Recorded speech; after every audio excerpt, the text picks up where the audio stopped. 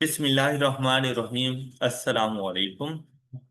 Previous lecture में हम लोग डिस्कस कर रहे थे डिस्क्लोजर्स के बारे में।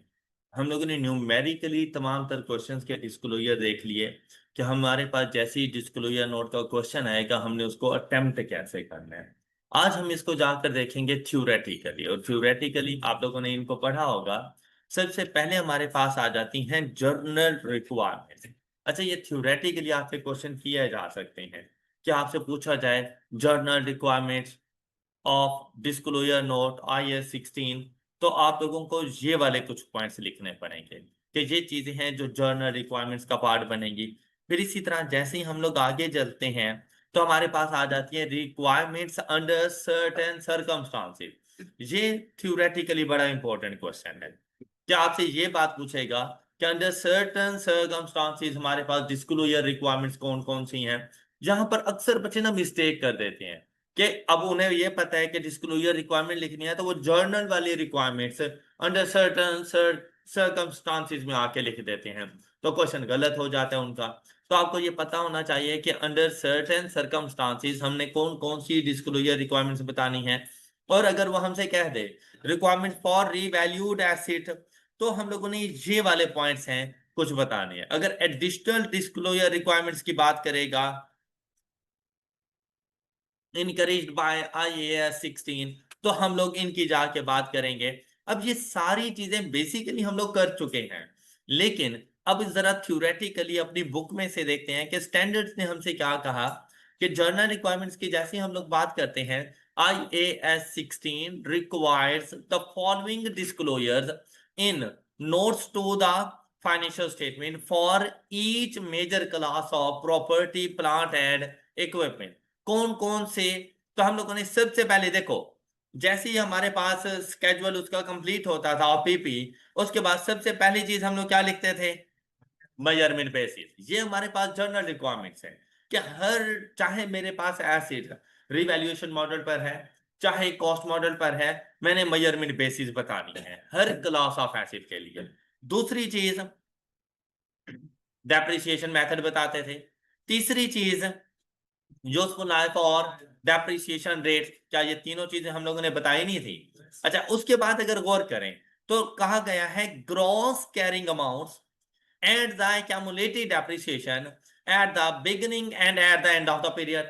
तो जो हम लोग नोट बना के दे रहे हैं उसमें क्या, उसमें कॉस्ट का ओपनिंग और क्लोजिंग, accumulated depreciation का ओपनिंग एंड क्लोजिंग हम बताते नहीं थे? तो वो gross carrying amounts and accumulated depreciation at the beginning and at the end of the period, वो हम लोगों ने सारी डिटेल्स बता दी। फिर साथ में हम इन ग्रॉस कैरिंग अमाउंट्स की रिकॉन्सिलिएशन बताते हैं। मींस दैट जैसे ही आप लोग कहते हो ना कि भाई मेरा ओपनिंग बैलेंस 7200 का है, मेरा क्लोजिंग बैलेंस 7860 का है, तो ये ओपनिंग इंक्रीज कैसे हो गया, किस वजह से हुआ, तो इसको रिकॉन्साइल करना। जैसे आप लोग बैंक रिकॉन्सिलिएशन स्टेटमेंट पढ़ते थे कि बैंक स्टेटमेंट के बैलेंस को कैश बुक के बैलेंस से मैच करते थे, इसी तरह यहां पर रिकॉन्सिलिएशन से क्या मुराद है कि ओपनिंग और क्लोजिंग बैलेंस में डिफरेंस क्यों आ रहा है, तो वो डिफरेंस की रीजंस क्या क्या हो सकती हैं हमारे पास। अगर हम जनरली बात करें, एडिशन या डिस्पोजल, ऐसे ही है ना, या एक्सचेंज ऑफ एसिड वगैरह, तो बेसिकली वो भी तो एडिशन एंड डिस्पोजल का ही पार्ट बन जाते हैं ना। तो हम लोगों ने यही बात बतानी है कि क्या इस reconciliation between opening and closing values for gross carrying amounts and the accumulated appreciation showing, अब इसमें क्या चीजें शो करेंगे हम लोग? Addition during the year, disposal during the year. अब ये दो चीजें हैं जो कॉस्ट में रिकॉन्सिलिएशन का बायस बनेगी, कॉस्ट के ओपनिंग और क्लोजिंग बैलेंसेस में डिफरेंसेस का बायस बनती हैं। जब बात करते हैं एक्यूमुलेटेड डेप्रिसिएशन की, तो उसमें क्या चीज आ जाती है? डेप्रिसिएशन एक्सपेंस, उसकी वजह से एक्यूमुलेटेड डेप्रिसिएशन इंक्रीज होता है। फिर इंक्रीज और decrease in acid resulting from and, तो साथ में ये भी बताना है, ये भी हमारे ओपनिंग एंड क्लोजिंग बैलेंसेस में रिकॉन्सिलिएशन की रीजन है। तो जब रिकॉन्सिलिएशन की बात आएगी तो हमने रिकॉन्सिलिएशन में 4 पॉइंट्स बताने हैं। कौन कौन से? एडिशन, डिस्पोजल, रीवैल्यूएशन गेन और लॉस, एंड डेप्रिसिएशन एक्सपेंस। बात क्लियर हो गई? अच्छा, वैसे अगर आप लोग गौर करें तो मैंने इसको 5 चीजें बताई हैं। 5 चीजें कौन कौन सी? Measurement basis, depreciation method, useful life और rate, gross carrying amount, gross amount and accumulated depreciation. जब ग्रॉस की बात किया है तो इट मींस दैट मैं डब्ल्यूटीवी की बात नहीं कर रहा, मैं टोटल कॉस्ट की बात कर रहा हूं उसकी। एक्यूमुलेटेड डेप्रिसिएशन के भी टोटल्स की बात कर रहा हूं। और फिर इन दोनों के ओपनिंग और क्लोजिंग की रिकॉन्सिलिएशन, ये 5वां पॉइंट। और रिकॉन्सिलिएशन में 4 चीजें बता देंगे: addition, disposal, revaluation, depreciation. Any problem? ये जर्नल रिक्वायरमेंट्स आपको याद हो गई, सबको क्लियर है ना? अब ये जर्नल रिक्वायरमेंट्स का उन्होंने फॉर्मेट हमें दे दिया कि ये जर्नल रिक्वायरमेंट्स आप लोगों ने कुछ इस तरह से बना के देनी है। और ये अब आपके पास ना 2 मेथड्स हैं इन जनरल रिक्वायरमेंट्स के। अच्छा, मोस्टली हम वही मेथड अप्लाई करते हैं जिसके मुताबिक हम लोग क्वेश्चन सॉल्व करते रहे, कि कॉस्ट एंड एक्यूमुलेटेड डेप्रिसिएशन को अलग अलग। लेकिन क्या आपको मालूम है कि आपका जो एसिड का अकाउंट है वो 2 तरह से बन सकता है? एसिड अकाउंट एट कॉस्ट, तो आपको एक्यूमुलेटेड डेप्रिसिएशन का अकाउंट भी बनाना पड़ता है। And asset account at WDV, क्या मालूम है आपको? तो जब एसिड अकाउंट एट डब्ल्यूडीवी जाएगा तो आपको पता है एक्यूमुलेटेड डेप्रिसिएशन का अकाउंट नहीं बनता, तो डेप्रिसिएशन एक्सपेंस एसिड अकाउंट को ही चार्ज हो जाता है। फिर एंट्री क्या बनती है डेप्रिसिएशन एक्सपेंस की? Depreciation expense account debit and asset account credit. तो ये जो नोट है, note on PPE, property plant and equipment, ये भी 2 तरह से बन सकता है। एक आपके पास बनेगा कॉस्ट, जो कि हम लोग बनाते रहे, cost and accumulated depreciation, and पे जाके नेट कैरिंग अमाउंट, मतलब डब्ल्यूडीवी ओपनिंग एंड क्लोजिंग हम लोग लिख देते थे। दूसरा क्या मेथड है हमारे पास कि हम इसको डब्ल्यूडीवी पर लिखें। अब वो कैसे आएगा? आपने कॉस्ट में से स्टार्ट में ही एक्यूमुलेटेड डेप्रिसिएशन लेस कर दो। कॉस्ट में से स्टार्ट में ही जितनी भी एक्यूमुलेटेड डेप्रिसिएशन है वो लेस कर दो, तो आपका जो एसिड है वो कौन सी वैल्यू पर आ जाएगा? डब्ल्यूडीवी पर आ जाएगा। जब डब्ल्यूडीवी पर आया है तो सिंपली एडिशन डिस्पोजल की डब्ल्यूडीवी पे लिखना। ओके, देखो कॉस्ट पर होगा तो डिस्पोजल की कॉस्ट, लेकिन अगर डब्ल्यूडीवी पर है तो डिस्पोजल की भी डब्ल्यूडीवी। साथ में डेप्रिसिएशन एक्सपेंस चार्ज कर देना for the year, and closing carrying amount जाकर बता देना कि आपके पास क्लोजिंग कैरिंग अमाउंट है। लेकिन ये वाला मेथड ज्यादा प्रेफरेबल नहीं है, हम इसको ज्यादातर यूज नहीं कर रहे होते, लेकिन किया जा सकता है। तो आई होप कि आपको समझ आ गई होगी इसकी, क्लियर?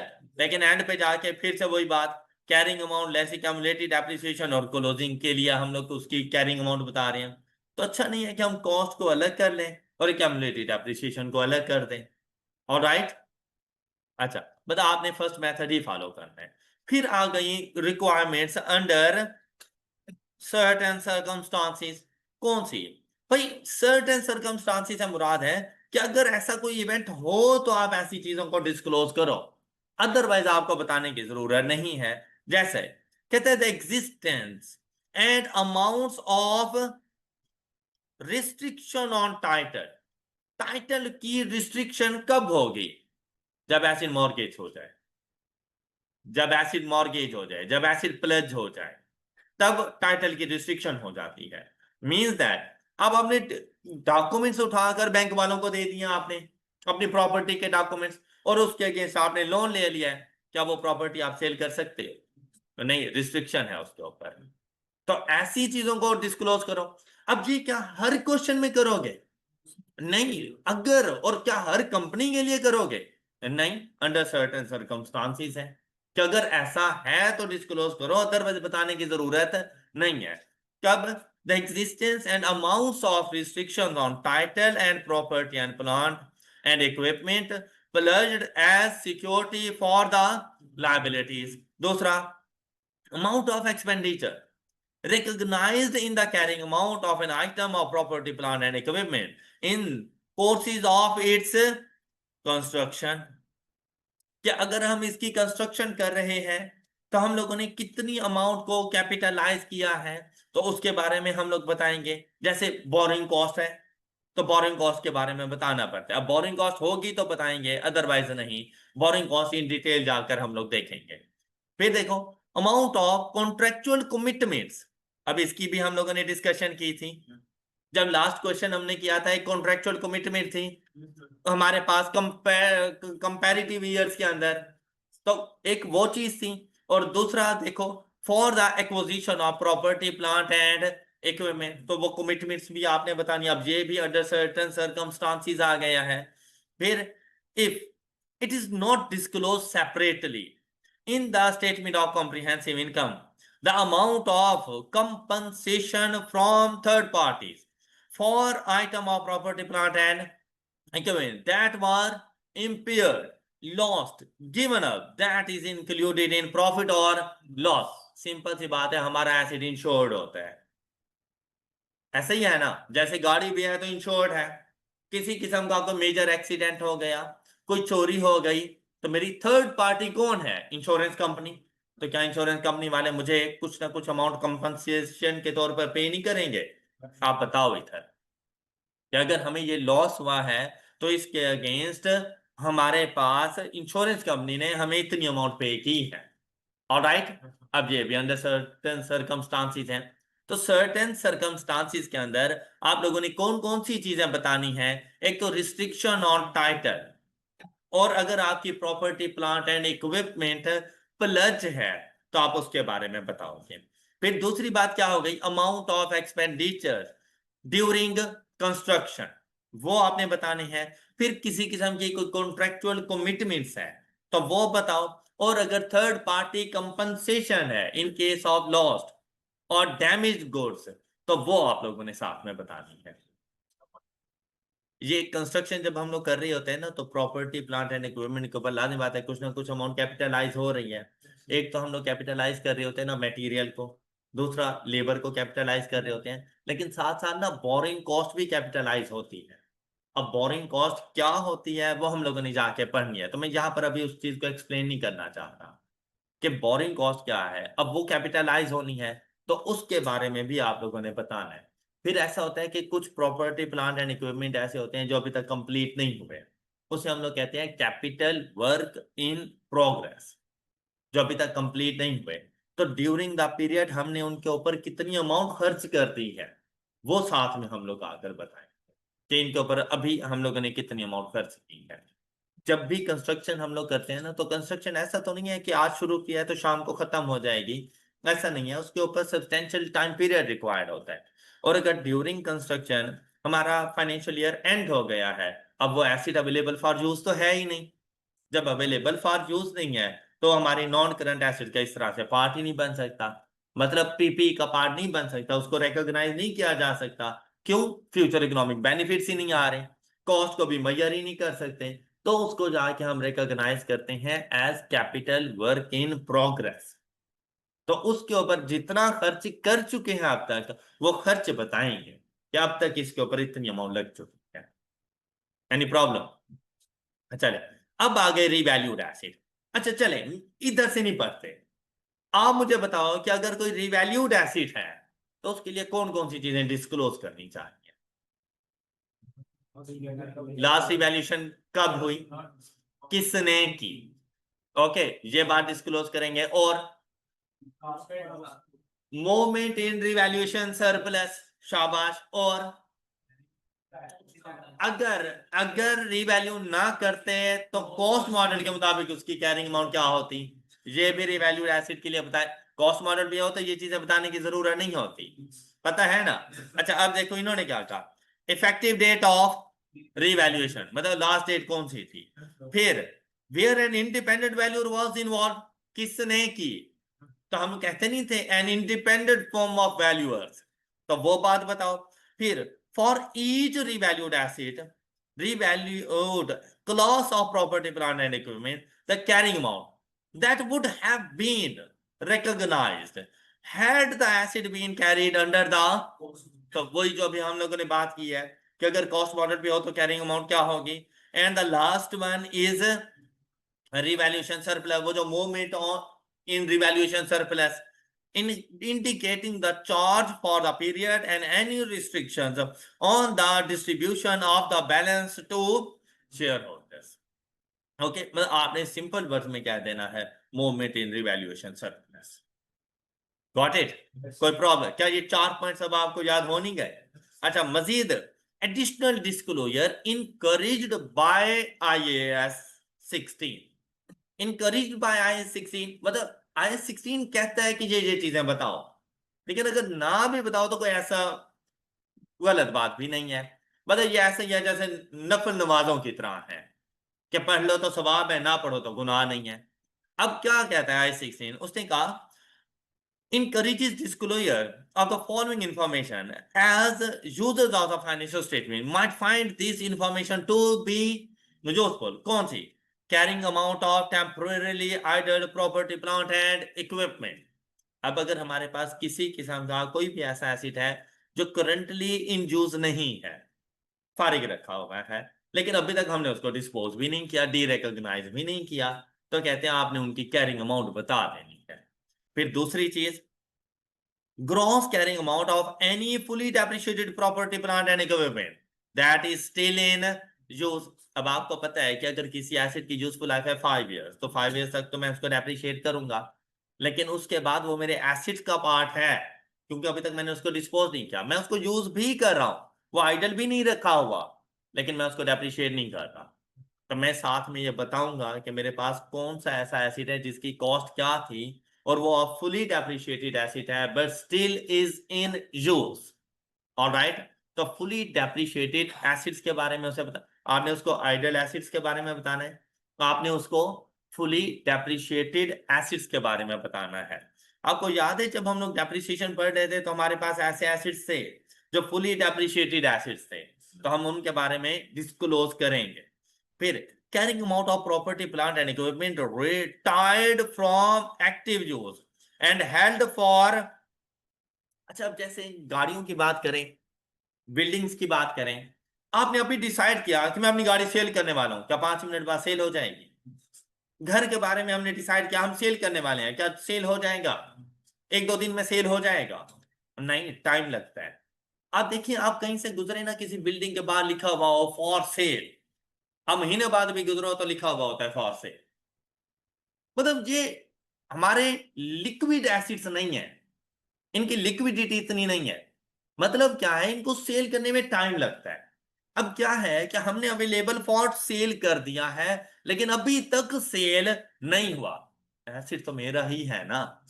तो ऐसी चीजों के बारे में भी आपने, अब लाजमी बात है अकाउंटिंग ईयर एंड हो गया, मैं अपने एसिड्स में लिखूंगा उनको, लेकिन वो बाद में मैं फ्यूचर में उनको यूज नहीं करने वाला, मैंने तो उनको फॉर डिस्पोजल रखा हुआ है। तो कहते हैं ऐसी चीजें डिस्क्लोज कर देना कि आपके पास ये एक एसिड है जो फॉर डिस्पोजल है। Alright, next one is when the cost model is used the fear. अच्छा देखो, जब रिवैल्यूएशन मॉडल यूज करते हैं ना, तो हम कहते हैं अगर रिवैल्यूएशन मॉडल ना यूज करें तो एसिड की carrying amount according to cost model ये होगी, लेकिन अगर कॉस्ट मॉडल यूज करें तो हम लोग एसिड को रिकॉग्नाइज कर रहे होते हैं उसकी WDV के ऊपर। क्या आपको लगता है कि वो मार्केट वैल्यू के इक्वल है? नहीं ना।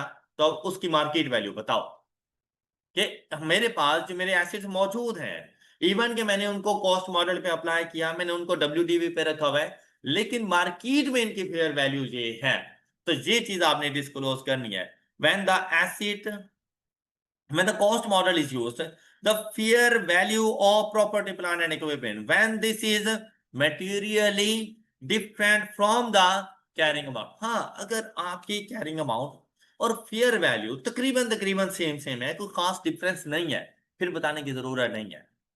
लेकिन अगर इन दोनों में एक सिग्निफिकेंट अमाउंट का चेंज है, लेकिन अब आप उसको फेयर वैल्यू पे भी नहीं लेके जा सकते क्योंकि आपके पास तो कॉस्ट मॉडल है, लेकिन आपने डिस्क्लोज जरूर कर देना है कि मार्केट में इसकी बर्थ है ये। Any problem? सबको क्लियर है ये बात? चले, अब डिस्क्लोजर रिक्वायरमेंट्स हर किस्म की पूरी हो गई। ये एग्जांपल्स हम लोगों ने सॉल्व कर ली थी, 31 हो गई थी हमारे पास, 32 भी प्रीवियस लेक्चर में हम लोगों ने सॉल्व कर ली। अब हमारे पास आ जाती हैं कुछ other comprehensive examples. In other comprehensive examples में एग्जांपल नंबर 33 हम लोगों ने पहले ही डिस्कस कर ली थी, जब हम लोगों ने स्टार्ट में कॉस्ट ऑफ एसिड को डिटरमिन करना सीखा था, तो हम लोगों ने एग्जांपल नंबर 33 सॉल्व कर ली थी, याद है ना सब बच्चों को? डिस्कस किया था हमने इसको। अच्छा, नेक्स्ट देखें हमारे पास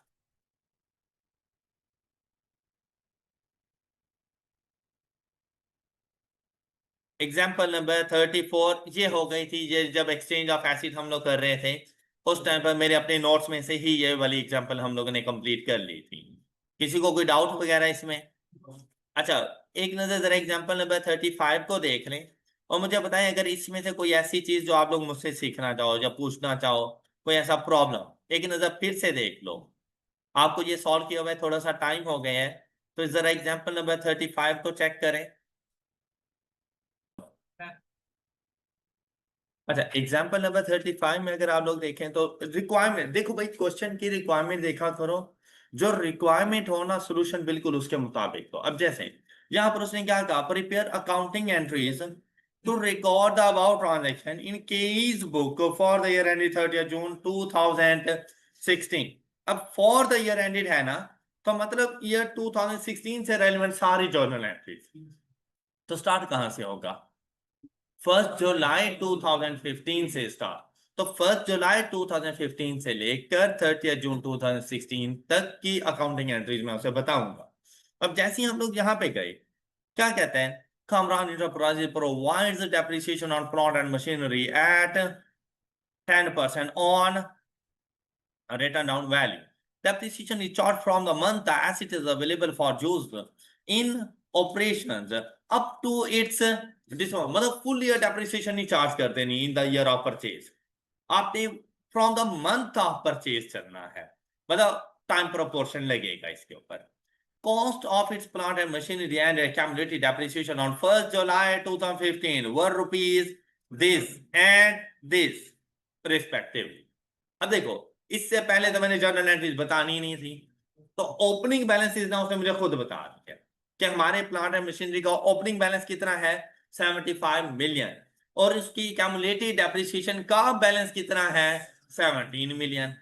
अब नेक्स्ट क्या कहता है, following information is available in respect of plant and machinery for the year ended 30 June 2016 on 1 October 2015 a second hand machine was acquired from a Chinese company for rupees 15 million। अब देखो second hand है लेकिन हमारे लिए तो new है ना, बजाहिर वो सेकंड हैंड है। बेसिकली एडिशन की बात कर रहे हैं, एडिशन हुई और वो क्या कहते हैं कितने की, 15 million. The machine was renovated and overhauled eight a cost of rupees, क्या ये हमारे पास पहले से मौजूद थी? नहीं, अभी अवेलेबल फॉर यूज करना है, उसके लिए रेनोवेशन एंड ओवरहॉलिंग हो रही है। तो ये जो इनिशियल कॉस्ट होती है ना, ये हमेशा कैपिटलाइज होती है। ऑलराइट, हाँ। अगर अब जी जहां पर ना आपको कंफ्यूज कर रहा है कि भाई सेकंड हैंड मशीन है, भाई सेकंड हैंड मशीन तो उनके लिए है ना जिन्होंने पहले से रखी हुई थी। मैं अब परचेज कर रहा हूं, मेरे लिए तो एडिशन है ना, और मेरे लिए एक न्यू मशीनरी है, एक नया एसिड में इजाफा है। 15 मिलियन मैंने उनको पे किए, चाइनीज कंपनीज वालों को, साथ में मैंने उसको अवेलेबल फॉर यूज बनाने के लिए 3 मिलियन का एक्सपेंस भी किया। तो मैं जो अपने पास इसको रिकॉर्ड करूंगा ना, मैं 15 मिलियन पे नहीं करूंगा, मैं 18 मिलियन पे जाके करूंगा। यही वजह है कि कॉस्ट ऑफ एसिड को डिटरमिन करना हम लोगों ने पहले सीखा था। हाँ, अगर कोई पहले से एसिड मेरे पास मौजूद था, मेरा अपना सेकंड हैंड एसिड, परचेज अभी नहीं किया, पहले से मौजूद था, और इस साल आके मैं उसके ऊपर रेनोवेशन एंड ओवरहॉलिंग कॉस्ट कर रहा हूं, तो मैं सोचूंगा कि मैं इसको कैपिटलाइज करूं या एक्सपेंस आउट करूं। ये मेरे लिए सब्सिक्वेंट एक्सपेंडिचर था।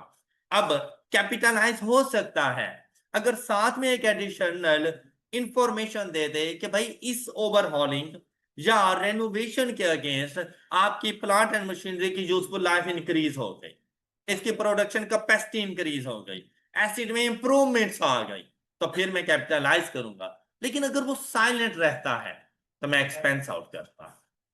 मेरी बात समझ आई है? लेकिन ये मेरे लिए न्यू एसिड है, उसके ऊपर अगर किसी किस्म के मैं कोई एक्सपेंस कर रहा हूं, जैसे इंस्टॉलेशन चार्जेस होते हैं, रेनोवेशन चार्जेस वही चीज है, तो आप लोगों ने कैपिटलाइज करने हैं। तो टोटल एसिड कितने का बन जाएगा, कितने का बनेगा, 18।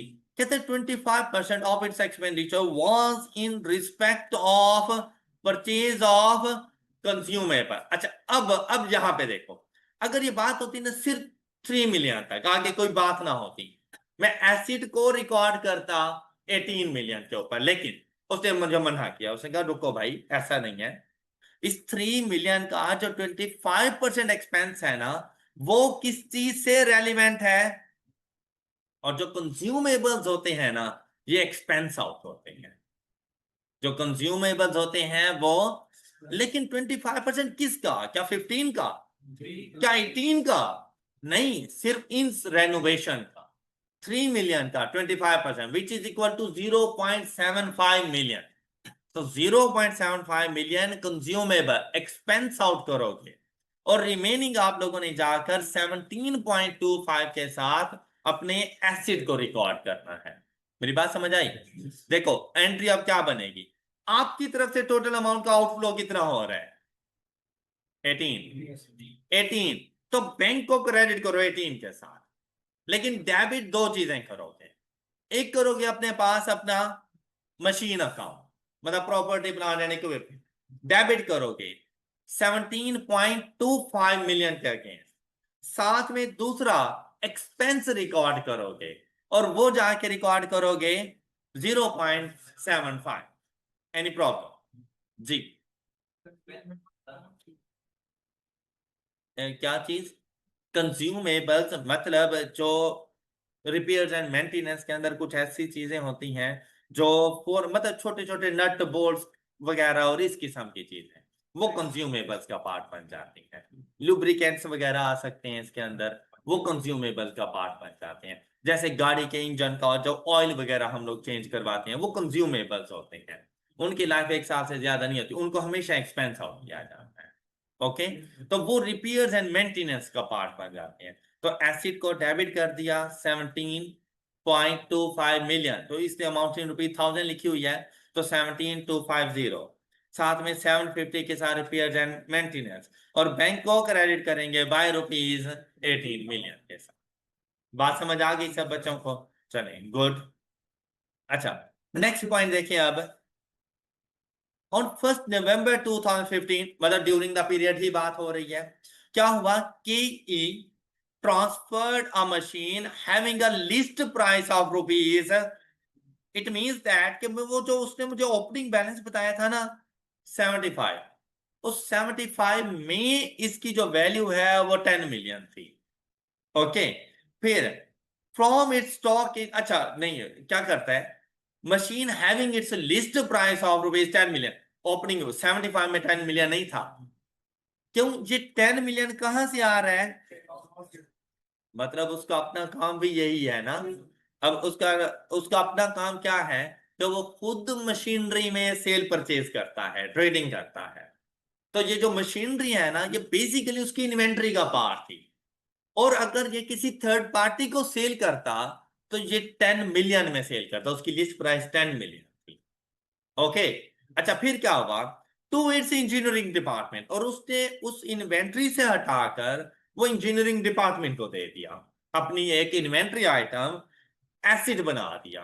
वो अब उसके ऊपर पहले IS2 अप्लाई हो रहा था, अब क्या अप्लाई होना है, IS16, अब उसका एसिड बन गया है, क्यों, यूजेज चेंज हो गया है। जब स्टॉक इन ट्रेड में था तो फॉर सेल पर्पस था, और जब इंजीनियरिंग डिपार्टमेंट के पास जा रहा है तो फॉर यूजेज पर्पस है। क्लियर?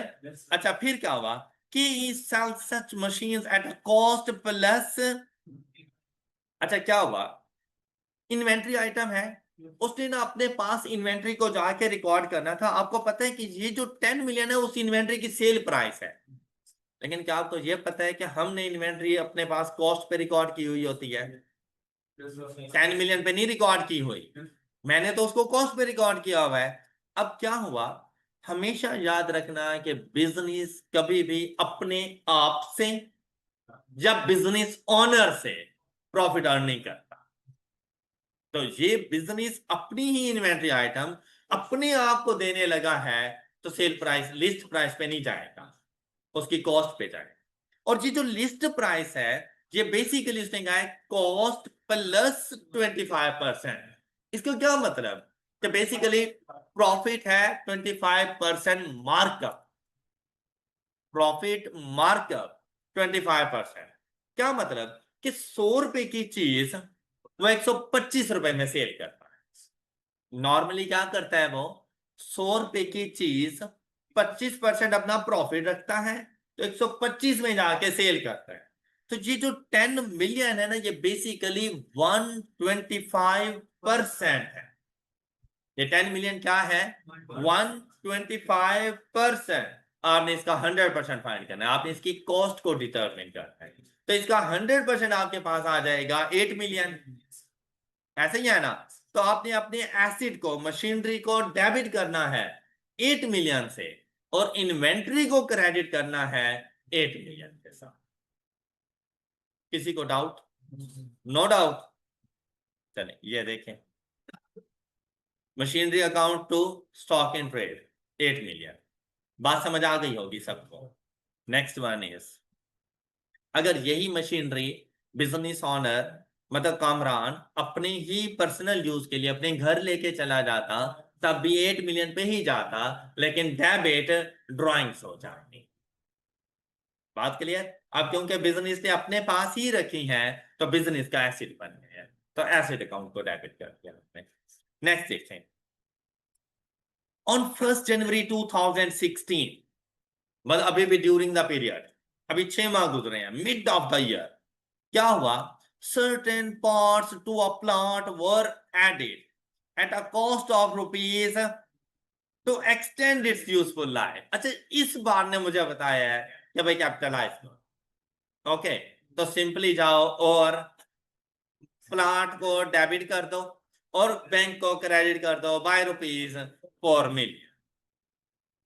ये आ गई, ये एंट्री समझ आ गई होगी।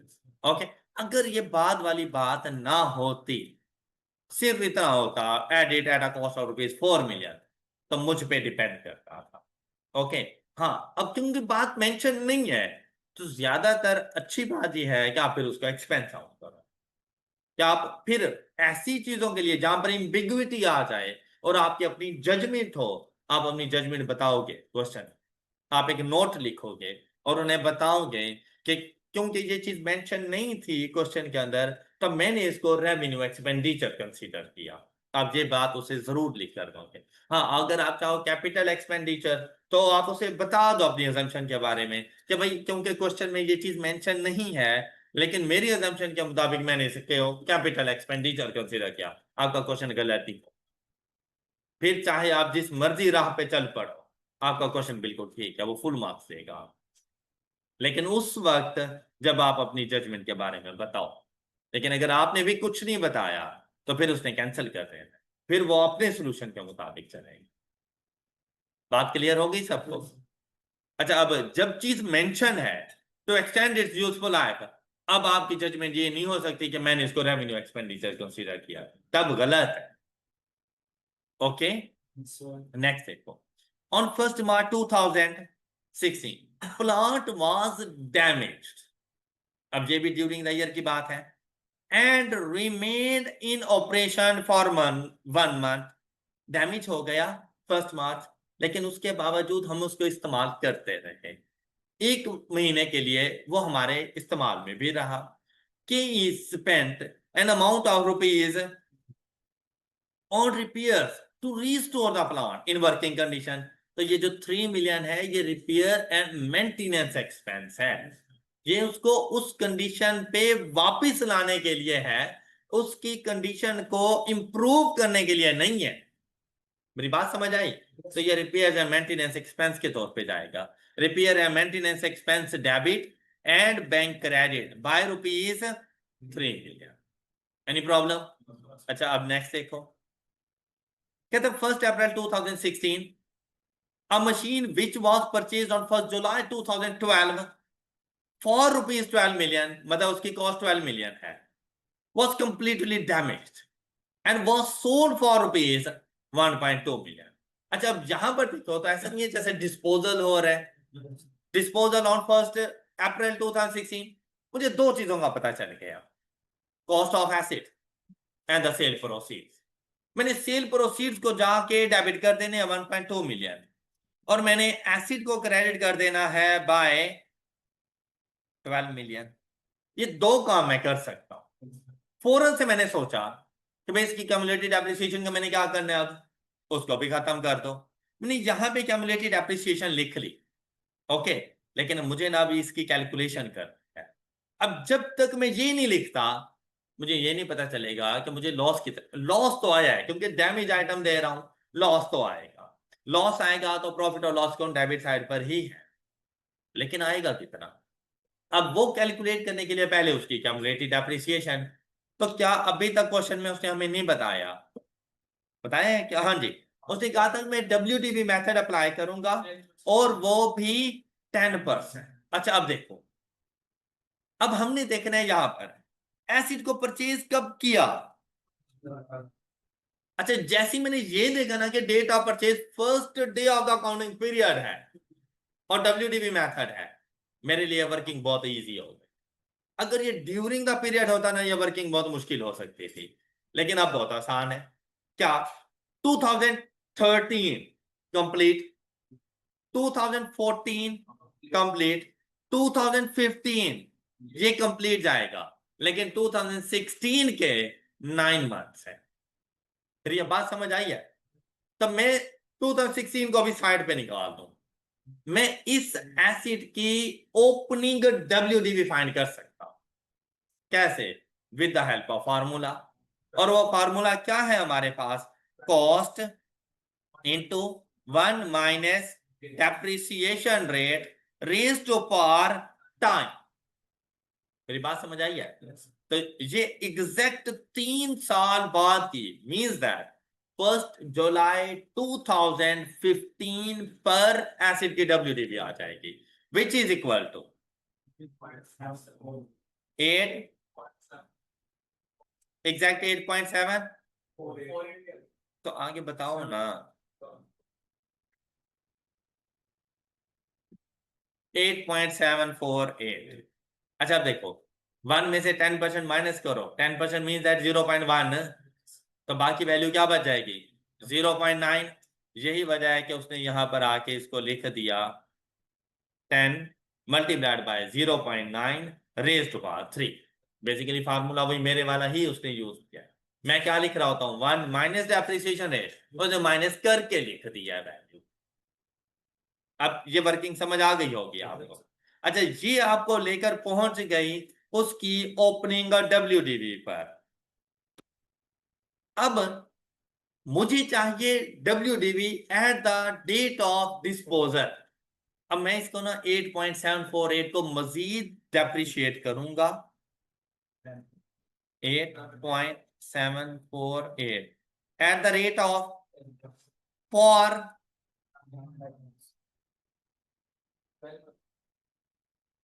ये मजीद कितना डेप्रिशिएट हो जाएगा? 0.6561। तो WDV at the date of disposal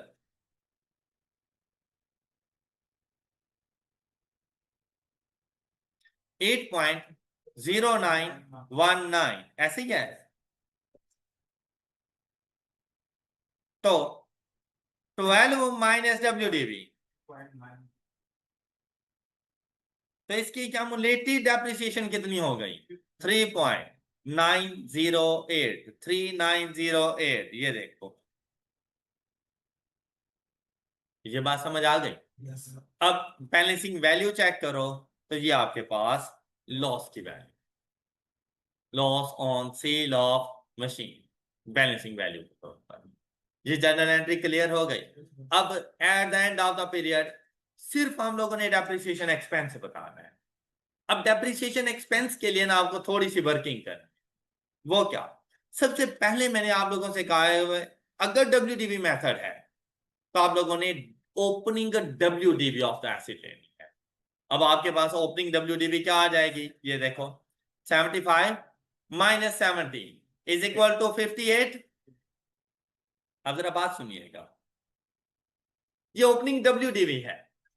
during the period, देखो फुली डेप्रिशिएटेड एसिड के बारे में तो कोई इंफॉर्मेशन है नहीं ना, तो मतलब नहीं होगा फिर। लेकिन क्या ड्यूरिंग द पीरियड डिस्पोजल हो रहा है, तो डिस्पोजल की ओपनिंग WDV, और डिस्पोजल की ओपनिंग WDV क्या है? अभी हमने कैलकुलेट की है 8.748।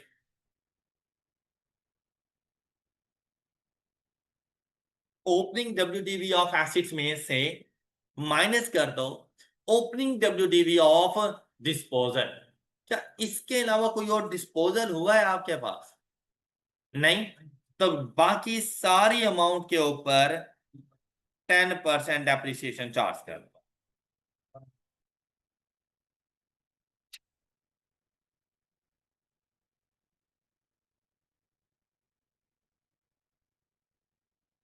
$4.925।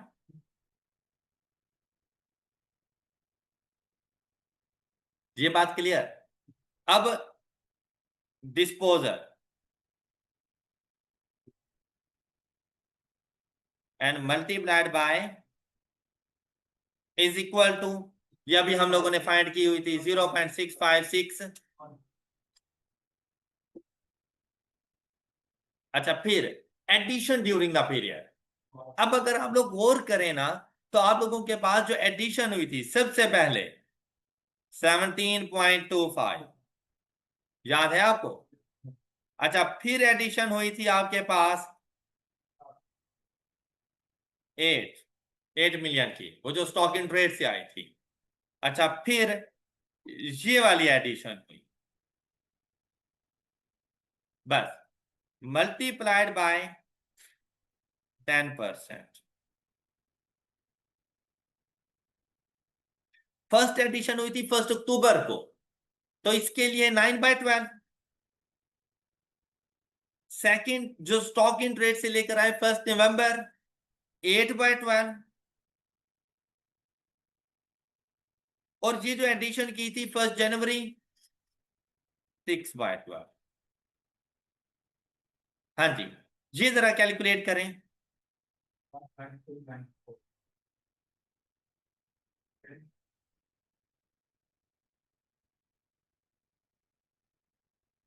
1.294, 8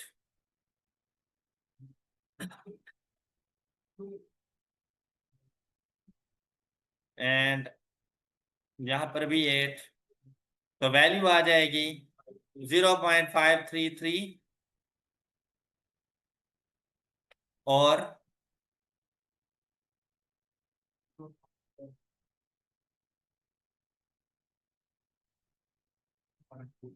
0.2, इन सबको ऐड कर दो।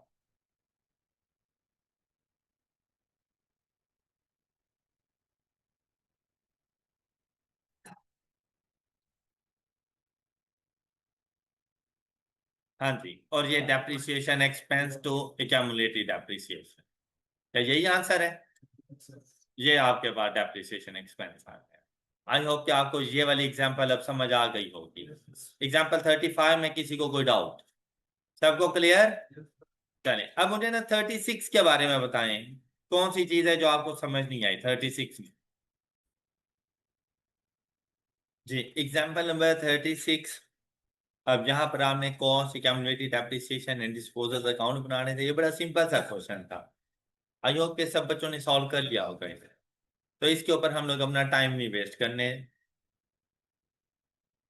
और हम पहुंचे एग्जाम्पल नंबर 37। अच्छा, 37 भी हो गई। ओके, वैसे अगर किसी ने कोई बात इसमें से पूछनी हो, prepare entries to record the revaluation surplus or loss on each of the above revaluation date. Entries to record the depreciation expense, incremental depreciation, elimination of accumulated are not required। अच्छा, यहाँ पर सिर्फ एक इशू था कि जहां पर उसने कह दिया था कि भाई मुझे ये वाली एंट्रीज नहीं चाहिए, मतलब सिर्फ एसिड में इंक्रीज और डिक्रीज, इसकी हमें एंट्रीज चाहिए थी। मतलब रिवैल्यूएशन गेन या रिवैल्यूएशन लॉस की एंट्रीज उसको चाहिए थी। उसे इवन के रिवैल्यूएशन सरप्लस को रिटेन अर्निंग में ट्रांसफर करना, इसकी भी एंट्रीज वगैरह नहीं चाहिए थी। लेकिन जब हम लोगों ने जाके सोल्यूशन देखा है ना, तो वो ट्रांसफर कर रहे हैं cumulated depreciation at the date of revaluation, हालांकि ऊपर उसने मना किया हुआ था, तो फिर उसका ये कहना बनता नहीं था। अब आप ये करें कि यहां से इसको कैंसिल कर दें। अब आएगा entries to record depreciation expense and incremental depreciation और नॉट रिक्वायर्ड। अब आपका सोल्यूशन बिल्कुल ठीक हो गया है। इससे पहले कि हम सोल्यूशन में से सब कुछ कैंसिल करें, हम ना रिक्वायरमेंट में से इसको उड़ा देते हैं। अब आपके क्वेश्चन का सोल्यूशन बिल्कुल ठीक है। लेकिन मेरे ख्याल से सोल्यूशन में कोई प्रॉब्लम नहीं हुआ होगा इसके अलावा। बाकी आपको सारी समझ आ गई होगी कि आपने किस तरह से इसको रिकॉर्ड करना था। सबको क्लियर था ना? अच्छा, ये देखो, ये जो लास्ट वाली, इससे पहले वाली तो सारी एंट्रीज बड़ी सिंपल सी थी। इवन के यहां पर भी पहुंचे तो इसके लिए शायद ये भी आसानी से हो सकता था। इसी तरह से जब यहां पर पहुंचे तो इसके लिए आपको ना इन वर्किंग्स का करना बहुत जरूरी था। तो यहां से आपको पता चल रहा था कि आपके पास रिवैल्यूएशन गेन कितना था, और जब आप लोग रिवैल्यूएशन डाउनवर्ड करने लगे तो कितना रिवैल्यूएशन सरप्लस मौजूद है जिसे जाकर आपने लॉस के तौर पे रिकॉर्ड करना है। इसी तरह अगर पहले से लॉस है और अब सरप्लस आ गया है तो कितना सरप्लस रिकॉर्ड करूं और कितना लॉस को कंपनसेट करूं, उसके लिए इस वर्किंग का होना बहुत जरूरी था। और आपको पता है कि सबसे पहला फोकस ही हमारे इसी चीज के ऊपर गया था। तो मुझे उम्मीद है कि आपने ये वर्किंग वगैरह अच्छे से समझ ली होगी। किसी को प्रॉब्लम है तो वो पूछ सकता है। No problem. चले, एग्जाम्पल नंबर 38, ये बड़ी मजेदार सी एग्जाम्पल है, इसको हम लोग सॉल्व कर लेते हैं। कर लें? चले, एग्जाम्पल नंबर 38, रिक्वायरमेंट देखें। In the light of the requirements of IFRS, prepare accounting entries from the above information for the year ended 31st December 2014, including correcting entries as on 31st December 2013. Basically ये आपके paper का part B का question है और ये approximate 16 marks का question है। हालांकि जस्ट क्या करना है, जर्नल एंट्रीज बतानी है for the year ended 31st दिसंबर 2000, लेकिन साथ में उसने एक और चीज उससे कही कि इसके साथ साथ मुझे बता देना अगर 31st दिसंबर 2013 की किसी किस्म की कोई करेक्टिंग एंट्रीज हैं तो वो भी साथ में बता। अब रिक्वायरमेंट में जस्ट जर्नल एंट्रीज है इसकी। अब देखो, आपको पता है ना कि आपकी रिक्वायरमेंट्स क्या है, तो उसके मुताबिक आप लोगों ने क्वेश्चन को पढ़ना है। अब जैसे ही क्वेश्चन को पढ़ा, एग्जाम्पल 38, सबसे पहले ना क्वेश्चन को अच्छे से पढ़ा करो, ये आदत बना दो। इवन के क्वेश्चन पढ़ने में आपके 5 मिनट लग रहे हैं ना, तो कोई मसले वाली बात नहीं है। इजी होके रिलैक्स होके क्वेश्चन पढ़ो, लेकिन क्वेश्चन इस अंदाज से पढ़ो कि क्वेश्चन भी पढ़ लो तो पता ना हो कि क्वेश्चन में क्या लिखा हुआ है, तो वो 5 मिनट जाए हो गए हैं आपके। ऐसा ना हो।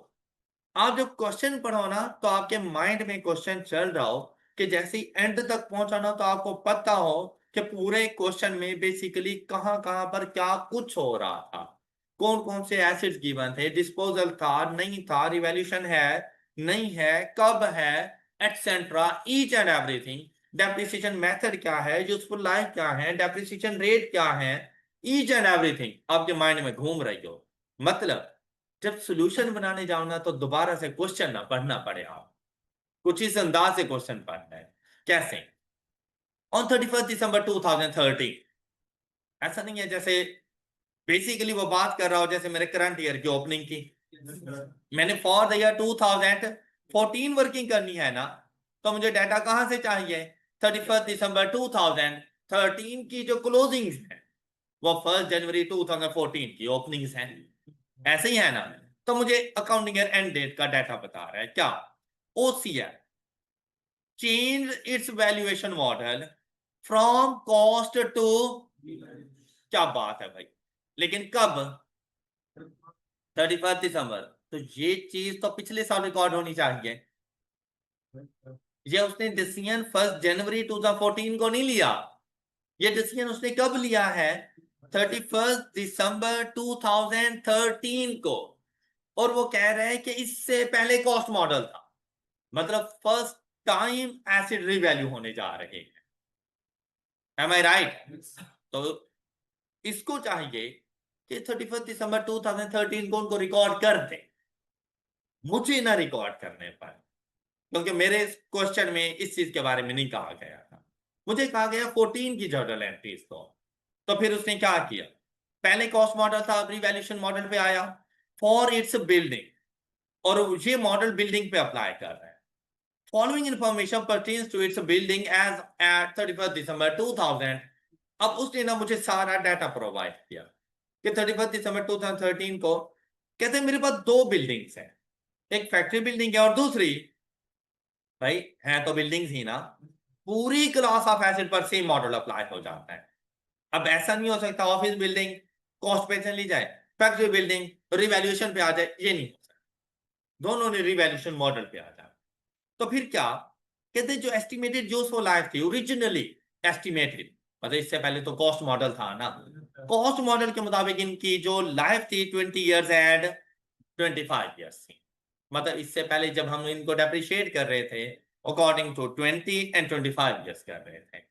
फिर क्या कहता है, 31 दिसंबर 2013 को इन बिल्डिंग्स की कॉस्ट, ओरिजिनल कॉस्ट, अब कॉस्ट में है तो क्यूमुलेटिव डेप्रिसिएशन भी होगी, लेकिन ये क्यूमुलेटिव डेप्रिसिएशन कब की है, तो मतलब 2013 का डेप्रिसिएशन एक्सपेंस चार्ज कर चुका है, ओके, और क्यूमुलेटिव डेप्रिसिएशन आ गई।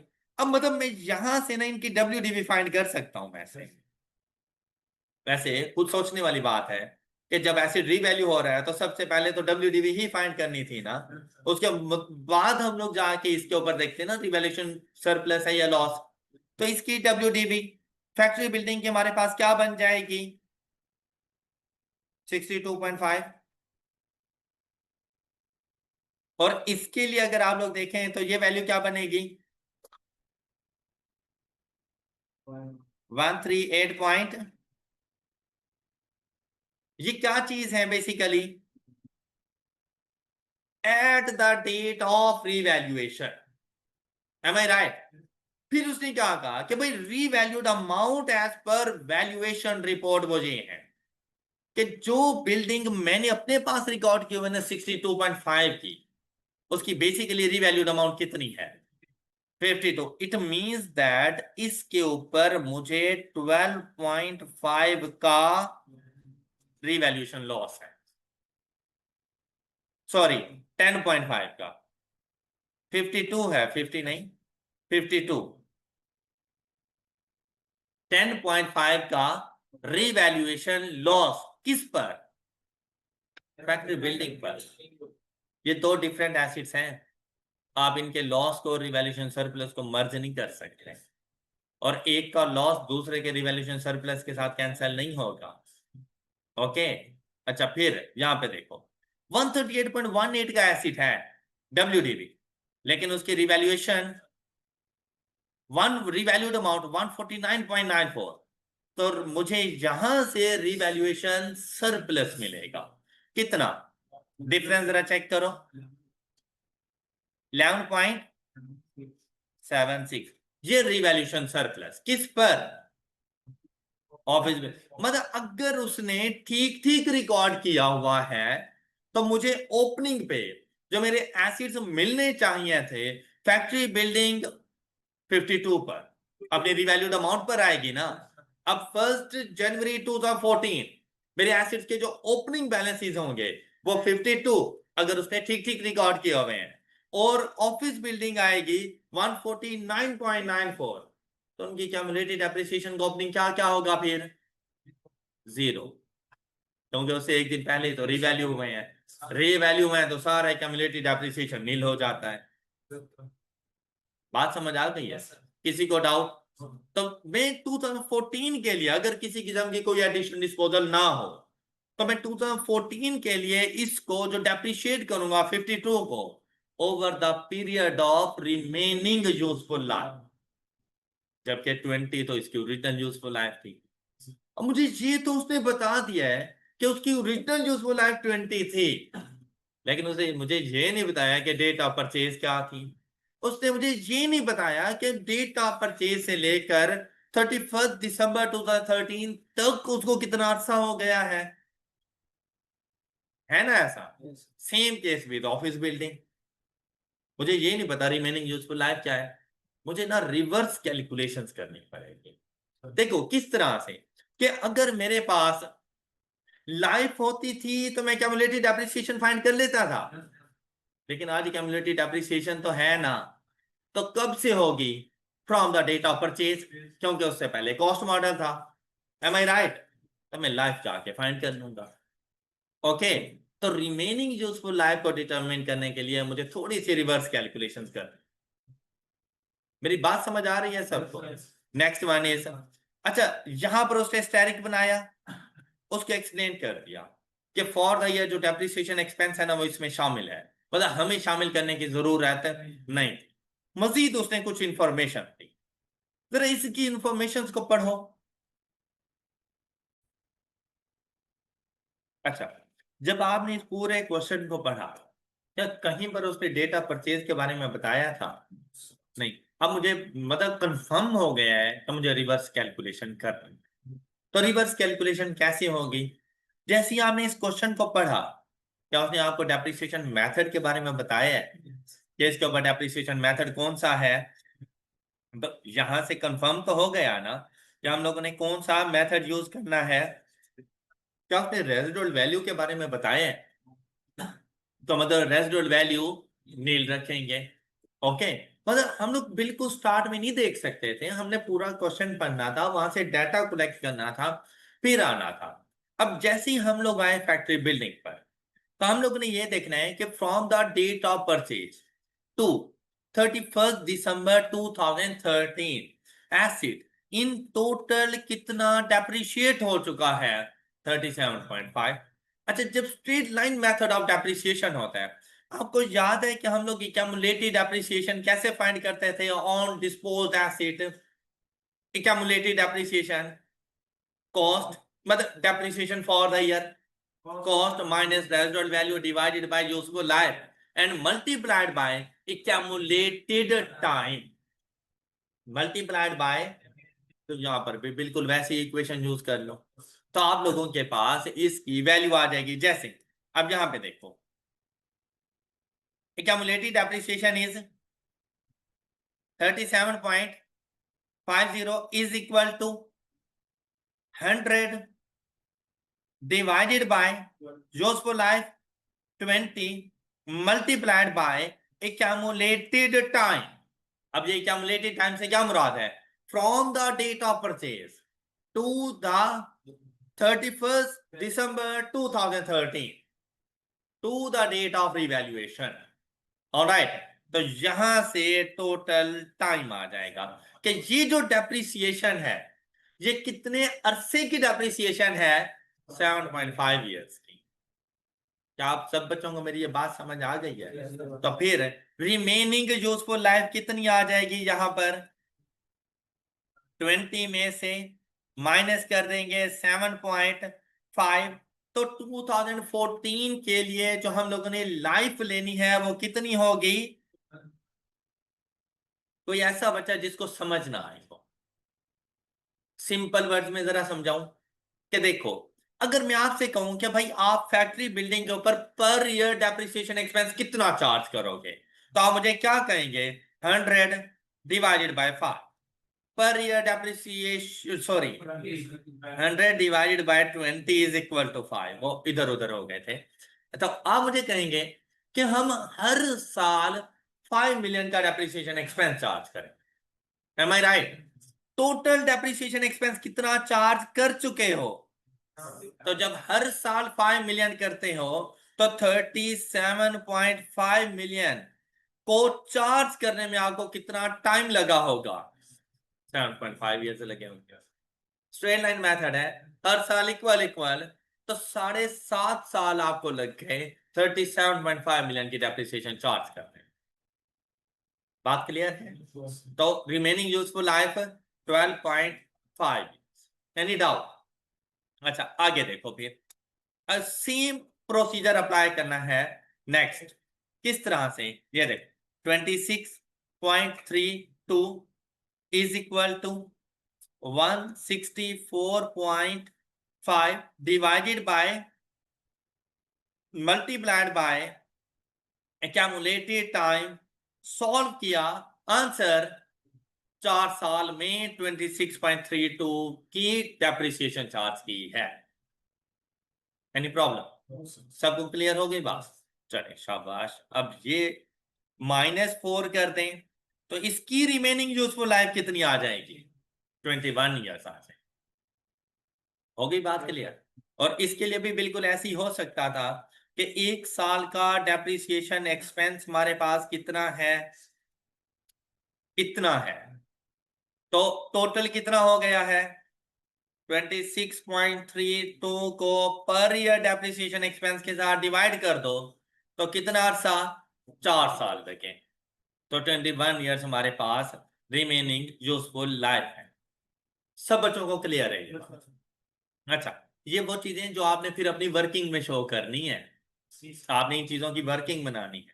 Remaining useful life of factory building, ये वर्किंग वन, उसके लिए आप लोगों ने accumulated depreciation is equal to cost minus residual value divided by useful life multiplied by accumulated time. फिर एक्यूमुलेटेड टाइम को x पुट कर दो और वहां पर x की वैल्यू आ जाएगी 7.5। फिर आप लिखना remaining life 20 minus 7.5 is equal to 12.5। Same ऐसी वर्किंग कर देना फॉर ऑफिस बिल्डिंग। क्लियर हो गई बात? रिमेनिंग लाइफ कैलकुलेट करना ये आपकी वर्किंग का पार्ट है, आपने वर्किंग में जरूर ये बात बतानी। फिर नेक्स्ट सुनो, अब उसने क्या कहा, कहते हैं as per the report of the professional valuer, मतलब वो जो प्रोफेशनल वैल्यूअर्स ने हमें रिपोर्ट दी थी वैल्यूएशन की, कि भाई फैक्ट्री बिल्डिंग की वैल्यू है 52, ऑफिस बिल्डिंग की वैल्यू है 149.94, इसको बेस बनाकर कहते हैं there was no change in estimated useful life of the building. मतलब हमने यही अज्यूम करनी है 12.5 एंड अब नो चेंज से ये मुराद नहीं है कि 2014 में भी 20 एंड 25 रखेंगे, नहीं। वो कहते हैं ओरिजिनल यूजफुल लाइफ में कोई चेंज नहीं, लेकिन जहां पर जैसे ही हमारे पास रिवैल्यूएशन होती है change in accounting estimate apply हो जाता है, तो हम लोगों ने क्या करना होता है रिमेनिंग, तो वो हमने कैलकुलेट कर लिया है। तो देखो ओरिजिनल यूजफुल लाइफ को तो अभी भी हम लोगों ने चेंज नहीं किया, अगर वो बता देता कि चेंज हो गई है तो हम उसके मुताबिक रिवाइज्ड रिमेनिंग यूजफुल लाइफ देख लेते हैं। बात क्लियर? फिर OCL recorded revaluation effect for the on, तो बहुत अच्छी बात है, उसी के ही फर्ज बनता था रिकॉर्ड करना, लेकिन मसला पता है क्या होगा, उसको दोनों एसेट के ऊपर रिवैल्यूएशन के इफेक्ट को रिकॉर्ड करना था, लेकिन उसने रिकॉर्ड सिर्फ कौन से एसेट पर किया है? Office building. क्यों? इसके ऊपर था रिवैल्यूएशन सरप्लस, गेन आ रहा था, उसने जाकर ना इसको तो जाके रिकॉर्ड कर दिया, अकाउंट फॉर कर दिया। अब जिसको वो रिकॉर्ड कर चुका है तो मतलब ठीक किया होगा, मुझे वो दोबारा से रिकॉर्ड करने की जरूरत नहीं। मेरी बात समझ आ रही है? अब नेक्स्ट उसने क्या कहा, कहते हैं however no valuation effect was incorporated for the factory building as a change in their value was considered to be temporary by, अब ओसीएल ने क्या कहा, जहां पे उसे फायदा नजर आया वहां पे जाके रिकॉर्ड कर दिया, और जहां पर उसने देखा भाई मेरा लॉस हो रहा है वो कहते हैं ये टेम्परेरी इफेक्ट है, बाद में इसकी वैल्यू इंक्रीज हो जाएगी, तो हम रिकॉर्ड ही नहीं करते। ऐसा कोई रूल नहीं होता, या तो आप रिवैल्यूएशन करो या ना करो।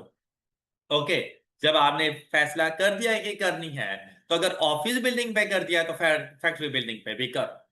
अब वो जो उसने बात की थी ना, including correcting entries as on 31 December 2013, ये वो करेक्टिंग एंट्री है जो मुझ पे वैसे नहीं आ रही थी, मुझे नहीं रिकॉर्ड करनी थी, लेकिन क्योंकि उसने प्रीवियस ईयर के एंड पर रिकॉर्ड नहीं की तो अब मैं रिकॉर्ड करके दूंगा।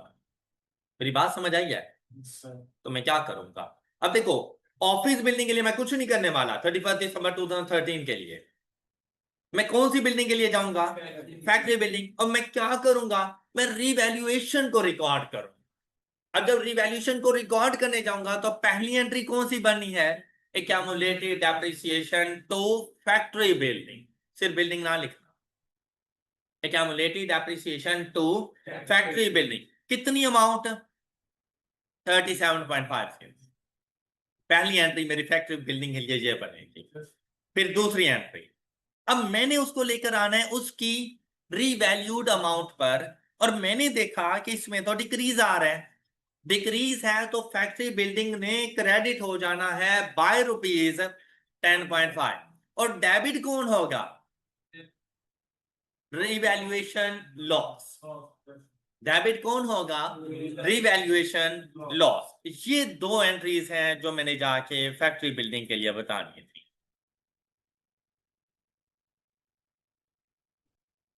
कोई डाउट? ये करेक्टिंग एंट्री।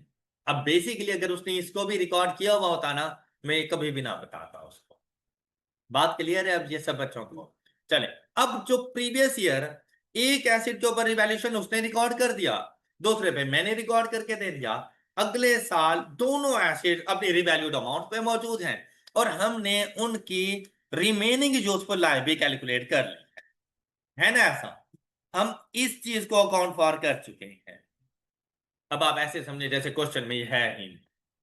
अब आगे देखते हैं। नेक्स्ट क्या आया? कहते हैं ऑन 1 जुलाई 2014, मतलब मिड ऑफ द ईयर, क्या हुआ?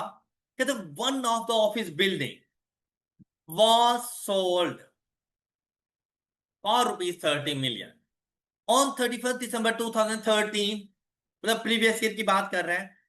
written down value before valuation and the revalued amount of the sold building amount to rupees this and this million respectively। ये वो चीज है जिसने आपसे एरर करवाना है, और सिर्फ पूरे क्वेश्चन में यही एक चीज है जिसने आपके क्वेश्चन को गलत कर। और हर क्वेश्चन में ना सिर्फ एक पॉइंट होगा जो आपको 100% पे नहीं जाने, और सिर्फ उस एक पॉइंट की वजह से आप 50% भी नहीं गेन कर पाओ। वजह क्या है? वजह यह है कि आपका सारा फोकस इस एक पॉइंट पे चला जाता है और बाकी 90% आप स्किप कर देते हो, और इसकी टेंशन की वजह से बाकी भी नहीं सॉल्व होता। मतलब आपने अक्सर वो एक एग्जांपल देखी होगी कि आपको ना एक व्हाइट बोर्ड दिखाया जाता है, उसके ऊपर एक काला सा डॉट लगा देते हैं और आपसे कहते हैं बताओ क्या नजर आ रहा है। आप कहते हैं ब्लैक डॉट, हालांकि पूरा व्हाइट बोर्ड आपको नजर नहीं आ रहा होगा। ये वो ब्लैक डॉट है जो आपको नजर आ रहा है, जबकि बाकी का 90% एरिया आपको नजर नहीं आ रहा। भाई जो चीज आपको प्रॉब्लम दे रही है ना, उसको अपनी लाइफ में स्किप कर। बेस्ट रूल है अगर खुश रहना है तो। अज्यूम करो ये है ही नहीं, करो अज्यूम। तो आगे चलो ना, फिर अगला पॉइंट पढ़ते हैं। सही कह रहा हूं ये वो, अगर आपने एफआर को फर्स्ट अटेम्प्ट में पास करना है ना, तो मेरे रूल्स याद रखें, आपका पेपर पास हो जाए और आराम से हो जाता है। अब देखो जो चीज मुझे टेंशन देना चाह रही थी ना, उसके टेंशन देने से पहले ही मैंने उसको इग्नोर कर दिया, तो क्या वो मुझे टेंशन दे पाएगी? मैं अपने बाकी क्वेश्चन पे फोकस करता हूं। उसने मुझसे जर्नल एंट्रीज मांगी थी ना, दो एसिड से। आप एक गलती और करते हैं, आप अकॉर्डिंग टू डेट चलती और दोनों एसिड की journal entries at a time लिख रहे होते। आपसे कभी भी क्वेश्चन नहीं होना। आपने ऐसी सिचुएशन में अकॉर्डिंग टू डेट तो चलना है, ये तो रूल होता है कि जब भी जर्नल एंट्रीज बताई जाती है ना, ऐसा नहीं हो सकता मैं 31 दिसंबर की एंट्री पहले बता दूं और मिड ऑफ द ईयर की एंट्री बाद में जा रही हो। नहीं कर सकता मैं ऐसा। मैंने अकॉर्डिंग टू डेट चलना है, लेकिन आप एसिड्स को अलग अलग कर लो। आप, ऐसा नहीं है कि आप तमाम एसिड, ये फैक्ट्री बिल्डिंग, ये ऑफिस बिल्डिंग की एंट्री, फिर ऑफिस बिल्डिंग आ गई, फिर फैक्ट्री बिल्डिंग आ गई, यूं ना करो। आप एक पेज के ऊपर फैक्ट्री बिल्डिंग, उसकी हेडिंग ऊपर डाल journal entries relating to factory building. दूसरे पेज पे जाओ and journal entries relating to of. अब जो जो एंट्री और जिस जिस एसिड के लिए आपको समझ आ रही है, वो उसी पेज पे जाके इनकॉर्पोरेट करते रहो। यकीन करो 50% से ज्यादा मार्क्स, और आराम से आप मार्क्स गेन करके सुकून से अपना पेपर पास करके बैठे। और जिस चीज में आपका टाइम लेना था ना, उसको आपने टाइम दिया ही नहीं है, और आप अगले क्वेश्चन पे मूव कर सकते। हर, देखो आप स्टूडेंट हो, आपसे 100% चीजें फर्स्ट अटेम्प्ट में नहीं होने, ये बात याद रख। अगर आप खाम खा का पंगा लोगे ना उससे, तो आपसे बाकी जो क्वेश्चन है ना, जो इजी क्वेश्चन है, वो भी सॉल्व नहीं होने वाले। फिर एंड पे क्या सुनने को मिलता है, सर वो ना टाइम एंड हो गया था और मेरा तो पेपर ही नहीं कंप्लीट हुआ। भाई तुमने बेवकूफी की थी, तुम्हें वो बेवकूफी नहीं करनी थी उस टाइम पर। वहां पे बैठ के आपका हर क्वेश्चन आपको अपने 50% मार्क्स देगा। आपने अटेम्प्ट सारे क्वेश्चन करने और हर क्वेश्चन से सिर्फ उसके 50% मार्क्स लेने हैं, बस, उसके अलावा कुछ भी ना। ऑलराइट, देखो एंड हमेशा मुश्किल होता है, टफ होता है, तो इससे पहले कि वो टफ बने, आप उसको स्किप करके अगले क्वेश्चन पे चले जाया करो, आप इजीली मार्क्स गेन करते रहो और बिलीव मी आपका पेपर पास है। और अगर आप एक क्वेश्चन को कंप्लीट करने के लिए बैठ जाते हो कि नहीं भाई नहीं, मैं तो मतलब जो भी आपकी कॉस्ट हो वो लगाओ, मैं तो ये होता हूं और मैं ऐसे नहीं जा सकता, तो आपको एफआर दोबारा देना पड़ेगा।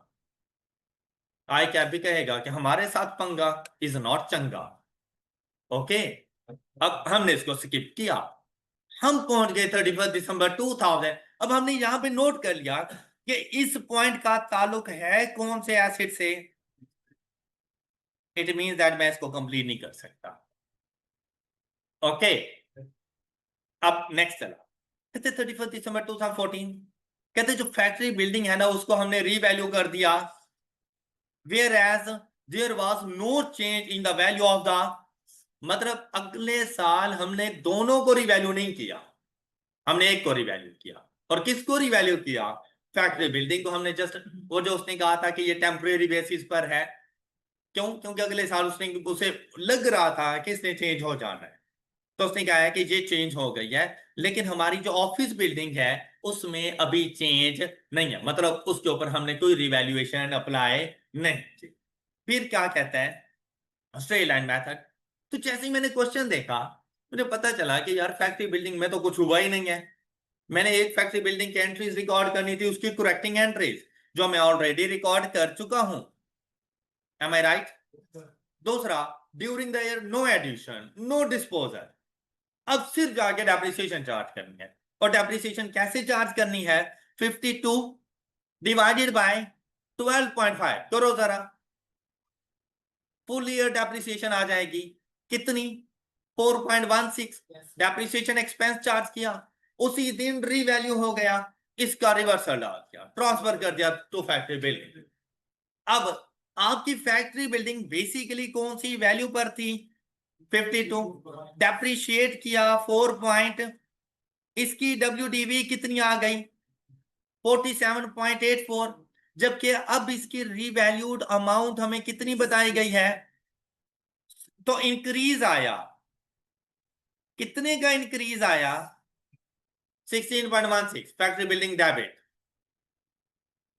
ये देखो 16.16। लेकिन मैंने जैसे ही डेबिट किया, मैं रिवैल्यूएशन सरप्लस को क्रेडिट नहीं करने वाला। क्यों? क्योंकि इससे पहले रिवैल्यू हो चुका है। तो मुझे ना एक लम्हा रुक के जरा सोचना पड़ता है कि इससे पहले जब रिवैल्यू हुआ था तो उसके ऊपर क्या चीज आई थी हमारे पास? लॉस, और वो लॉस कितने का था? अब 10.5, क्योंकि ये डेप्रिशिएबल एसिड है तो 10.5 का रिवर्सल नहीं जाएगा, ये इसकी जो हमारे पास डिक्रीज इन डेप्रिसिएशन एक्सपेंस है उसका इफेक्ट भी जाएगा। अब क्या करना है, मतलब यहां पे नहीं परेशान होने की जरूरत, आप सिंपली क्या करोगे, लॉस था कितना डिवाइडेड बाय डेप्रिसिएशन एक्सपेंस के लिए डिवाइड किसको किया था? इसको भी वैसे ही करो।